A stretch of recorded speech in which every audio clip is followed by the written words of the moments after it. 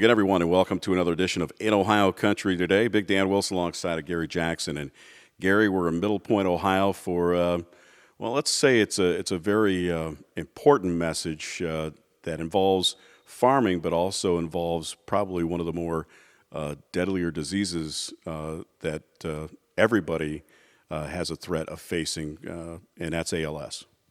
Dan, a little bit out of the ordinary kind of interviews in today's program, but something that's very important, and it affects people in the city and in the country on farms, and has effects in farm operations, small businesses.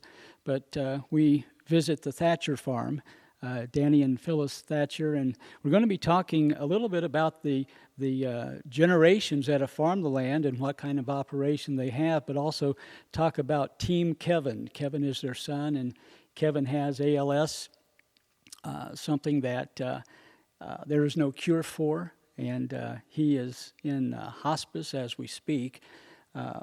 We'd like to be able to someday have a cure for that, and we just want to drive home a little bit today what the disease is all about and how it impacts people, and maybe somewhere down the road it'll spur some advances in the cure for ALS. We'll have those interviews and more, but we'd like to take a moment to thank our friend Howard Violet and HG Violet for helping us in this week's episode and helping us make us aware of this deadly disease. We'll be back with this week's episode of In Ohio Country Today right after this. Allen Davis Insurance Agency, with 30 years commitment to the community, providing quality insurance services. Allen is a business owner and an active farmer, and he knows firsthand the pressures of running your farming operation. Call Allen today and ask about coverage for your farm, your vehicles, your equipment, crops, and more. Now with 3 locations to serve you in Wapakoneta, St. Mary's, and Minster. Call 1-800-686-2148. That's 1-800-686-2148. Come to HG Violet in Delphus to get the right size wood snowblower for your operation. 0% for 24 months, too. I'm Howard Violet, and we appreciate your business. Hello once again, everyone. We're visiting today near Middlepoint, Ohio, talking with Danny Thatcher. Danny, can you tell us a little bit about the operation here? How many generations has operated the farm here at Middlepoint? On this acreage here, of course, we've added to it over the years, but my grandfather started out way back when there was a lot of houses on some of the property or some of the acreage that we purchased over the years.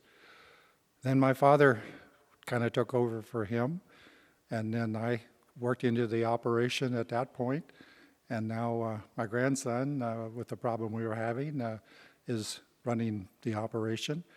So we've had several generations that has worked here on the farm, and we've added acreage as we go along. We are strictly grain farming. We've never, way back when my grandfather and father, we ever, like most farm couples people had, we had a few cows, a few chickens, and like everyone else, and they pretty well run wild, we'll say, everybody had an orchard and this and that. Of course, today we got to groom all those places. We mow and this and that.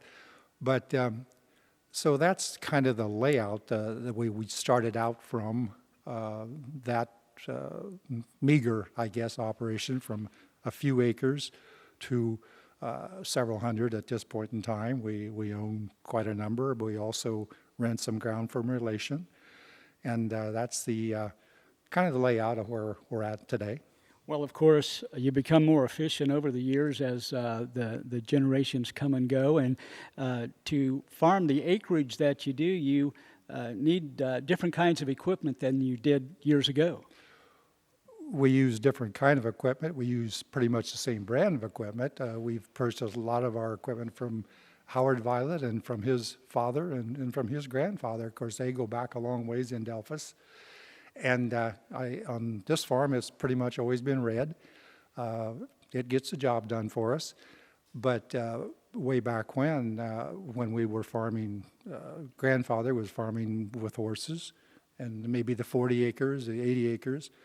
Of course, today we can do the same amount of time in hours and not days.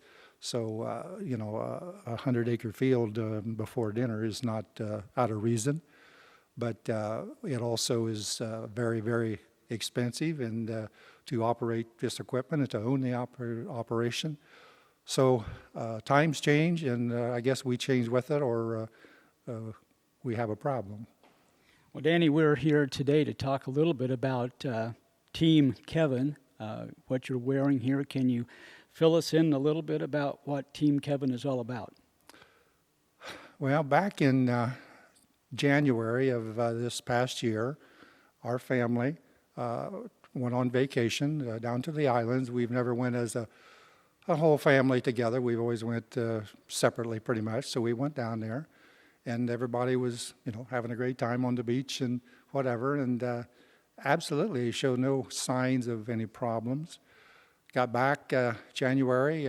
He, like I did mention before, he did fall at the elevator, and we thought, that was something that he slipped on the ice, and that we'd get okay. Well, he kept not getting okay, and then one thing led to another. Doctors in Cleveland and Columbus and everywhere else. And by, I'm going to say April, May, it was diagnosed that he did have ALS. And from that point on till today, which is in the middle of November here, things has deteriorated, I would say 99%. And the prognosis, of course, with this disease is not good. There really is no cure for it. We had about a month ago. They had I don't know what to say. Not to say a get together, but everybody come together to raise money for this disease. And they was in the neighborhood of 900 people showed up from combines and motorcycles and tractors, just everything. And they started at the truck stop, which is a couple mile south of here, and made a square around, went by the house. And it was about a 4-mile trek. Some people walk, some run. I was lucky enough to drive one of Howard's trucks. Of course, they're pretty shiny, so Howard liked that. But anyhow, so that's kind of the way it's progressed. And Kevin was able to sit here in the shop with the door up partly. He can't speak anymore as such, but he recognized his mind is still good. But he just nothing much left except breathing, and that's about it. And so it's not good. We may not have mentioned Kevin as your son, and whenever something like this happens, it's nice to understand that the community can come together like this. And it's one of the things that viewers watching that may not have lived in the country or may have been city dwellers, and a lot of times, even when you're living very closely to people, you never talk to those people. But in the country, it's a different kind of thing, and that has to be satisfying to know when the community comes together like this.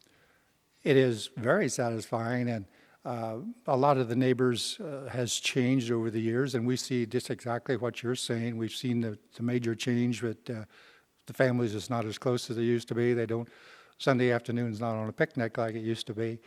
But all the neighbors around here and people that we don't know as such, but Kevin knows a lot of people from different aspects of his life, and they all, really showed up. And my daughter is a critical care nurse in Lima, and she's been a major help to us because she understands basically what's happening and the different phases that he's going through. So that's just been a tremendous help. Well, we want to talk with her a little bit later, and I'm sure there are a few of you watching right now that want to know a little bit more about what ALS actually is and how it affects a person, and we'll talk to her a little bit later. If somebody is watching right now and wants to get a little more involved in helping the cause against ALS, is there any way for them to go about doing that? There is, and I'll let my daughter give you the information on that because she does have that. But yes, there is. And there was a 2 or 3 months ago, there was a get-together, we'll say, down in Columbus, Ohio, what they had a walk, and a lot of people participated in that. And one of the things that she mentioned to us that most people don't understand, that it doesn't happen just to older people. She mentioned that while they were there was young people in wheelchairs, 10 or 12 years old, that their life was going to be very short because at this point in time there is no cure as such. There's some very strong medicine, but it's don't prolong very long your life, and so it is being worked on to help, and every little bit helps. We know that, but it's like cancer, the rest of it. I guess there's a lot of things that we don't understand, and maybe we don't supposed to understand, but everybody's working, towards a cure for all these bad diseases that we have to put up with. So, oftentimes, when there's something like this, disease in the family, and oftentimes it might even be a serious injury when one person goes down. How does this affect the family farm and even some small businesses? It has a great effect on the family farm, and I can give you a couple reasons why. My grandson, Kyle, is the last couple of years has been farming with Kevin, and so he knows the operation. He hasn't done all the operation as maybe planting. He's done a lot of other work, but so this year, after this happened, it happened in the middle of getting ready for planting season, so it was pretty hectic. We had a couple other grandsons who was helping. Kyle had to pretty much take over the show and keep it intact. I helped what I could help because I haven't been involved for a number of years. I retired a few years ago, but I learned fast. But anyhow, so some of my granddaughter's husband was a great help. So we did have some younger help, but when you try to put somebody on a major piece of equipment that's 40 feet wide and big tractors in front of it, you don't dare to make mistakes. And we had a few of those, and every one that you do have is dollars from somewhere. So I guess in that respect, it changes the whole operation. We were kind of flying by night. The weather really didn't cooperate this year, as you know, and most people know. We did get, got things accomplished, but we're satisfied that we got something to go in the combine, but not what we expected or what we liked to had. So that it's a starting year, and in a lot of respects that we'd like to forget this year and go into next year, I guess. That's pretty well what happened, and it was a challenge. Danny Thatcher has been our guest. Danny, thanks for being with us. You're welcome, and we appreciate everybody coming out and helping us out, make us aware of what some of these diseases are. And we'll be back to find out a little bit more about that disease, ALS, when we return right after this. Automate your existing sliding doors with Propel Automation of Ohio. Propel Automation of Ohio will automate your existing sliding doors, including 7-foot single all the way up to 60-foot twins. Propel's award-winning patented system automates your sliding shed doors for security, safety, and convenience. Propel Automation of Ohio. Give us a call or check us out on the web at propelohio.com. Are you looking to buy or sell farmland? Then work with a company that works for you. Ron Spencer Real Estate. Founded in 1975, Ron Spencer specializes in farmland, agricultural, and commercial real estate. Check him out on the web for farm listings in Allen, Auglaize, Hancock, Hardin, Putnam, Paulding, Mercer, Van Wert counties, and more. With 3 locations to serve you, Ron Spencer Real Estate at rsre.com. That's rsre.com. Hello once again, everybody. We're visiting right now with Melanie Miller. Melanie is a critical care nurse at St. Rita's Hospital in Lima and sister to Kevin, and that has to impact you quite a bit more than the normal listener here. You know about the disease. Can you, first of all, let our viewers know a little bit about what the disease is and what it's all about? Sure, Gary. Anyone that ever hears the initials ALS is one of those diseases that brings you to your knees.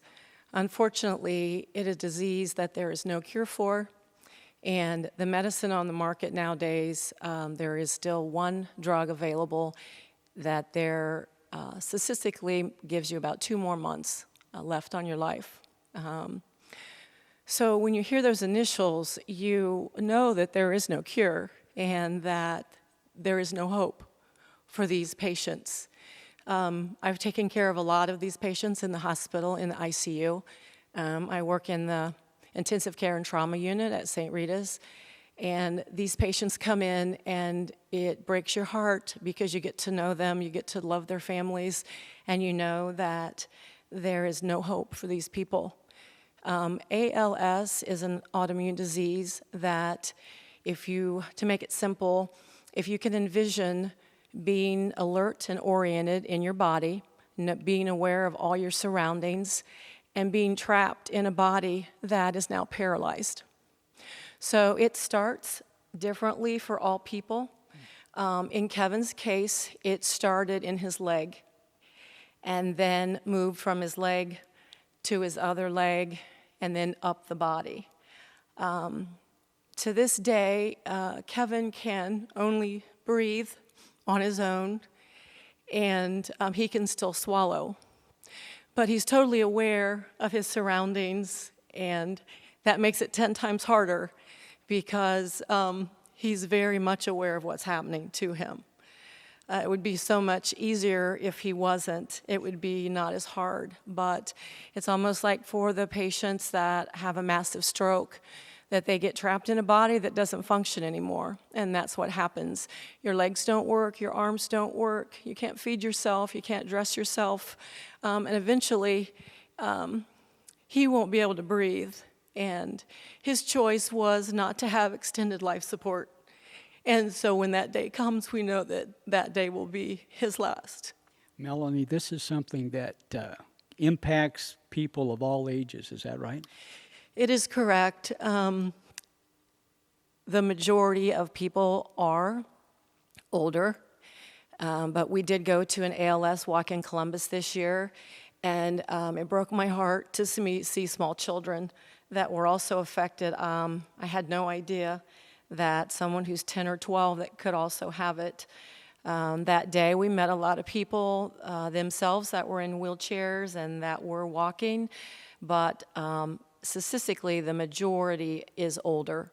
Kevin is 50 years old, 51. He was diagnosed in February, and we're not sure how much time he has left. I have great respect for our neurologist, Dr. Alamadala at St. Rita's. He first diagnosed Kevin's symptoms. Kevin had fallen on the ice when he had taken a load of grain to the elevator. And initially we thought he fractured something. And the scans were all negative, x-rays were all negative. And so I said, we need to look for something more. And so I got a hold of my doctor friends at work, and they got him right in. We took him over, and he said, Melanie, you need to sit down. And he told me those 3 letters, ALS. And I just had a meltdown in his office because I couldn't believe it. You know, he said, no, he fell. You know, he fell.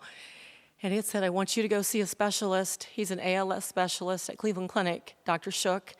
And we were there back and forth, multiple trips, and he gave us a confirmation on Dr. Alamadala's diagnosis that he was correct. Our neighbor down the way here, Dr. Owens, Dr. Matt Owens is our rehabilitation physician at St. Rita's, and I've been down to his house quite a bit crying on his shoulder, and he's helped us tremendously with things along the way to try to make Kevin's life easier. But yeah, that's kind of where we're at right now with my brother. Now, Melanie, this disease is more commonly referred to as Lou Gehrig's disease. That's correct.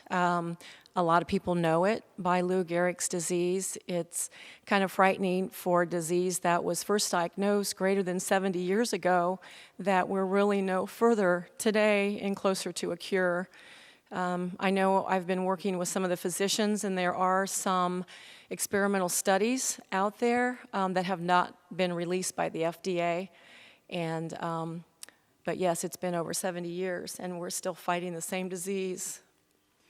I'm sure, too, since it's impacted your family, that one of the first things you did was to look at research that's being done all around the world, and you're saying that all around the world we're no closer. That's correct. Immediately, I was on my laptop, and I was talking to my physicians at work, and I was like, is there anything, any hope? We've got to find something. And so my critical care kind of went into gear, and I was trying to find something because I didn't want it to beat him. And didn't come up with anything, unfortunately, and no closer than trying to find a cure for him. I'm hoping maybe that the walk that we had, we generated monies and we generated awareness, and I'm hoping that, it's not going to help my brother, but I'm hoping eventually if it can help someone else that gets diagnosed down the road, then, I'm hoping it will help them. Well, the awareness from this show, we are throughout the state of Ohio and bleed over into other states as well, and hopefully it might generate more income if people want to donate to the cause. What's the best way for them to go about doing that? Well, there's a gentleman in Fort Jennings. His name is Jeff Swick, and he really drives it home. He has all the connections, phone numbers. He is a gentleman that gave up his profession as a baseball coach, and he has devoted his life to finding a cure or making others more comfortable that have this disease. Like I said, he's out of Fort Jennings. I know another area that has helped us a lot is I got connected with the chapter here in our area out of Columbus, the ALS Foundation, and Wilma Beckner. She's helped me get equipment for my brother. There is a storage unit over in Lima that we drove over to one day, and they had electric wheelchairs, bedside tables, they had Hoyer lifts, equipment that's terribly expensive for patients and families to purchase. And so you're allowed to use those items free of charge, and then you just sign a contract, and then they're returned back there for someone else to use. So I thank her and their organization as well. Very good. And it goes beyond saying that one of the most powerful medicines on the face of the earth is prayer, and we would extend all of those prayers as well. Melanie, thanks for being with us. Thank you, Gary. And stay with us, back with more right after this. Alan Davis Insurance Agency, with 30 years commitment to the community, providing quality insurance services. Alan is a business owner and an active farmer, and he knows firsthand the pressures of running your farming operation. Call Alan today and ask about coverage for your farm, your vehicles, your equipment, crops, and more. Now with 3 locations to serve you in Wapakoneta, St. Mary's, and Minster.